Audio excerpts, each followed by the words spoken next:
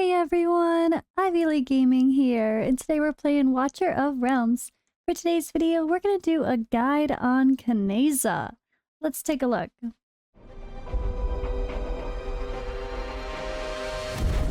The finest blood for the most untainted soul. Alright, so I am here on the test server, not to be confused with the Forerunner server that's completely different, and this does not affect the global normal servers. So luckily I get to play around with Kineza. She seems really interesting. I am not going to test her in Guild Boss today, but obviously she seems like that is a solid choice for her, although she's got a bit of a quirky kit. And what is with the extra sexy jiggles on a lizard? Why? Why? I don't like when they make animals too sexy. It's just weird. All right. Anyway, we're going to take a look at her kit. So it's really funny. Kineza actually is how you say Chinese in Romanian. So, as I'm wearing an EA, we're going full Romanian today, guys. We're going full Romanian. Bun venit.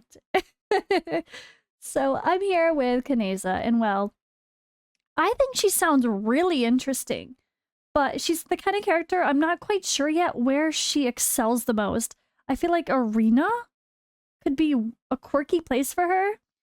Definitely Artifact Material Raid. But yeah, we'll talk about all that too. So she's got this amazing kit. She's got a gorgeous cinematic that is not in game for some reason. There's a beautiful cinematic. Hopefully when they put her on the global server, it's there. I don't think it is. But she does have a trailer that they showed on their official YouTube that is just wonderful. I hope they actually add it in game. I hate when they introduce cool characters that have, like, look how gorgeous she is too. Where's her beautiful fancy trailer? Come on, they all deserve one. Anyway, so Kineza, the Staff of Qi. So definitely some Chinese vibes with the skills and whatnot. So let's go ahead and read this. I really think this is quirky and fun, and I'm still not sure how I feel about her yet, because I feel like I really want her on my real account to put her into action on a daily basis and see where I best end up using her, like for real, not just some tests on the test server. But yeah, either way, I still hope I pull her. All right, so basic attack has a 25% chance of getting 1 chi stack. The flowing life force that can enhance some skills effects and stack up to 3 times. Upon reaching the maximum number of stacks, gaining this effect will instead regenerate 50 rage. Ooh. So, okay, by the way, guys, so Kineza, first of all, if you guys have seen her ranked for a bit on my buckets tier list, oh no, he actually didn't put her there. She's just not ranked right now. I would say she was not ranked. She's just not ranked because he only did a little bit of updates, but she has been buffed. So if you guys have heard recent discussions about Kineza, don't worry about whatever it was before the past week. She has been changed. Her skills have been changed to be more affected by attack speed, and we're going to see that once we read through this. So, all right, her ultimate Surging Roar, consumes all chi with each stack, dealing 145 damage to enemies in range 1 time. Afterward, dealing an additional 500% damage 1 time. She does have a bond skill with Salazar. We keep calling her Salazar's wife, right? Or girlfriend. So obtain Salazar to unlock the following bonus effect. The damage that Surging Roar deals by consuming a stack of chi increases by 120%. So that is affecting this, because on this account we do have Salazar, which I do on my main as well, so good to know. Alright, so physical attack with her basic, dealing 60% damage to 1 enemy 2 times. Passive originally has 15% chance to dodge. Dodging, when attacked, becomes immune to the damage. Every 100 attack speed provides an extra 5% chance of dodge. So let's just say you put a bunch of attack speed on her and she has chances to just be immune to damage when being attacked. More chances. I love that. That makes it, adding the dodge effect is really cool. I don't think we have other people, at least that I play, that have it. If I do, maybe I just haven't read in a while, but I don't think we have much of that in the game. So Chi Shatter enhances the next basic attack upon triggering dodge, making it deal 240% damage one time. Each stack of Chi makes basic attack and enhances basic attack, ignoring 50% defense. So, and the enhanced basic attack ignores 15% defense. So at first I'm like, okay, she just sounds like she's all about dodging. But no, the dodging actually enables her to do more damage. So I really like that. It's kind of quirky. Again, I always use the word quirky, I'm sorry, but she's just a little bit different with the way she works, and I think it might be a little bit different to plan out, you know? So I went ahead and I have like 500 attack speed on her. Don't judge me, it might be too much. But yeah, I kind of wanted to see what happens when we put a crazy amount of attack speed. So we don't have any fancy sets here. I have broken set over here on purpose. Flat attack bonus, baby attack speed roll with crit rate, attack speed, with some attack bonus attack and crit rate here, attack bonus with attack speed attack and some bad rolls here. The attack speed set over here with crit rate attack and attack speed, and over here a big old crit damage roll, HP, attack, and defense for a little bit of survivability. So this is pretty cool, I think. I quite like her. I like how I built her. She could use more regular attack though. Ideally not a crit rate bangle, but I was kind of using what I got.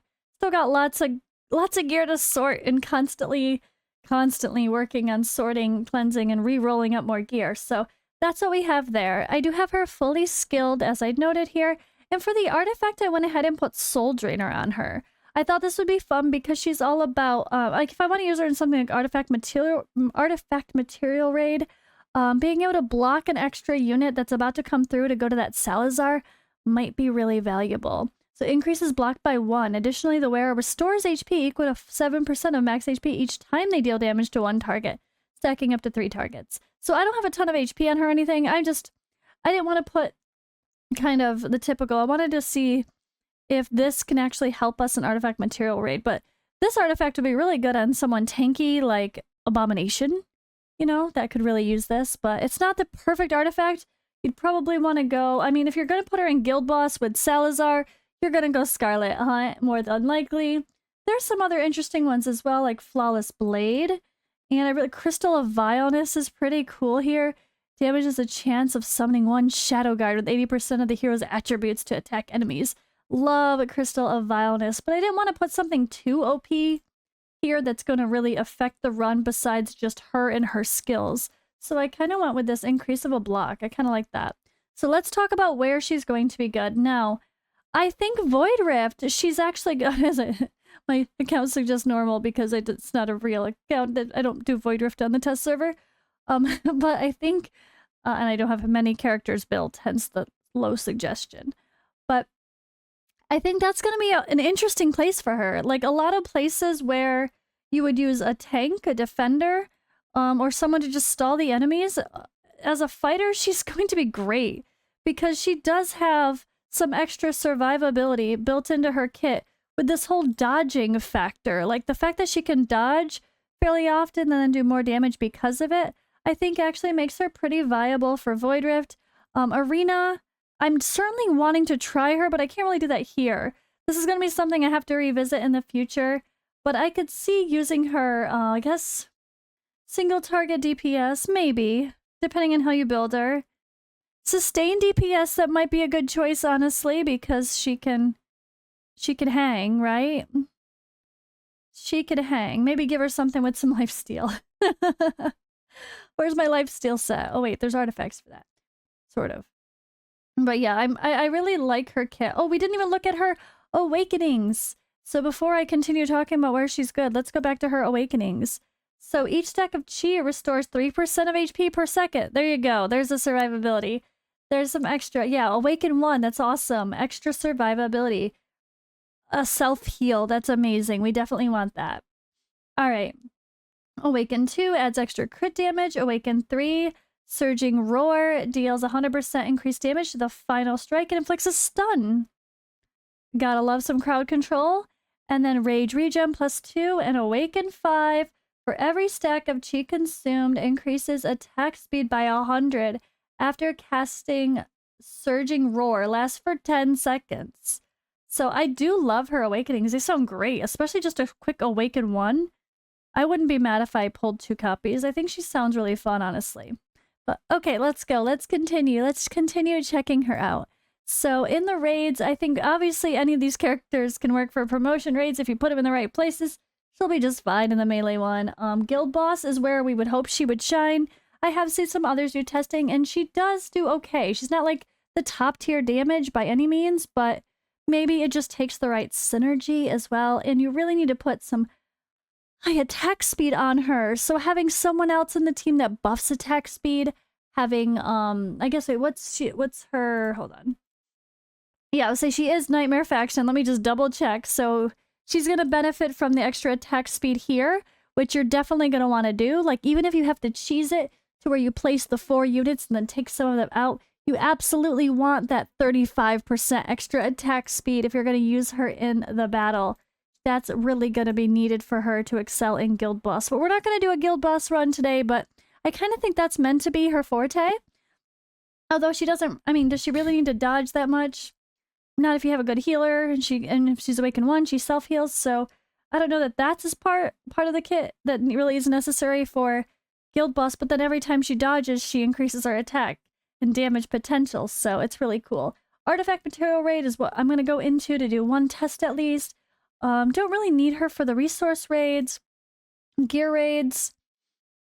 I mean, if you pull her early and you're working through your gear raid 1 and you need someone to put in front of or behind the wall just to do some extra damage, don't forget you can use your fighters in that way for gear raid 1. Don't be afraid to throw some fighters on the ground, and you don't only need mages or like AoE marksmen. You can use your fighters too, so that's an option. Gear Raid 2 for sure. I don't see why not. There's plenty of need for fighters and defenders in Gear Raid 2. And she can certainly be someone that you plop down to do some attacks. And then remove her and continue the runs. Like if you do some of those Volca strategy type stuff where you're taking someone out and putting them back in. Gear Raid 3, she's going to be pointless because she's not attacking airborne units. Faction Trials, obviously. All of the faction legendaries all the legendaries are gonna be pretty great for their faction trial, and she's got some self-sustain that should help her too. Tide, I don't think we really need to talk about because that's just kind of the best of what you got. Just use it. All right. After multiple runs in Artifact Material Raid, it was just not happening. Okay, so boom, there we go. Now let's go ahead and place Kineza. Let's go ahead and place Wrath. Both of them are placed right away. And then we are going to put in our healer. Hopefully I have gear on my Vortex. Oh dear lord. Alright, and now things are going to get busy and we're going to start placing our defenders around them. So I'm actually going to place Azor on this side. He's going to help kill enemies and defend. I might need a different healer besides Vortex that can do more AoE heals, but we'll see how it goes. We're going to put Brokir on the other side. And they're just going to be beastie tanks that don't budge. But the good thing is Azor can actually kill. Alright, I'm going to try to reset this and go again. So this is a little too much for this team. Not perfect. Alright. So maybe Artifact Material Raid is just not her perfect spot, you know? But that's okay. That is okay. Alright, so let's go ahead here. Help make our tank not die. Let's let Valeria start attacking the boss Valkyrie, Velcra, attack the boss faster. We're going to go ahead and put Azor in over here, and then we'll put Brokir on the other side, but it's just not quite working the way I had hoped, unfortunately. For Artifact Material Raid, I was hoping she could just dominate the damage and kill it, you know, overall, just be like the queen of this, but I don't think this is her perfect spot. I just think there's some other heroes that just shine a little bit better, unfortunately. I tried to do it in a more budget-friendly way, just like I always do in my videos. I even tried using Velcra plus the main DPS I'm testing, and it just was nowhere near as good as like when I used Valeria and Velcro or Valeria and Wrath. And Kineza just isn't doing the damage I expected with building her so attack speed focus, which it seems like she's made for. So I would say for artifact material raid, she definitely disappointed me a little bit. Maybe if we take off some attack speed and just put some more pure attack instead, it will be good enough. But her kit really is based on attack speed. So at the end of the day, I don't think that's just her place. Really, being able to trigger the dodge is important because when she triggers dodge, it's going to make her basic attacks do more damage and ignore defense. So that should be the higher her attack speed, the more she's triggering dodge, the more she should be doing damage as well. So I don't think taking away attack speed is really the answer. I just think maybe artifact material raid isn't the perfect spot for her, like I was hoping could be another potential spot. But I like the way she works. I just think she might be more of a guild boss with the right synergies kind of hero, and like those attack speed boosts like crazy, just let it roll with those nightmare faction heroes. And then probably some fun stages and things like campaign and Void Rift where you just need a fighter that can, I mean, the dodging is really going to help her to stay alive, and someone to just help block a lane and do some extra damage. I think that's kind of where she's going to shine. So not as much AMR as I might have hoped, but I'm not like disappointed in her per se. I just kind of was hoping she could be a little bit more of a powerhouse. But of course it takes more gear tests. At the end of the day, I went with this crazy attack speed build, but I still put 100% crit rate on her. Decent baby crit damage. And not quite enough attack. That's probably my downfall. But hey, I still like her, and I'm curious about her. I'm curious about using her in Guild Boss even more, but I want to play her in random scenarios, like the events. Again, the events, campaign, and Void Rift, and see how we would do there.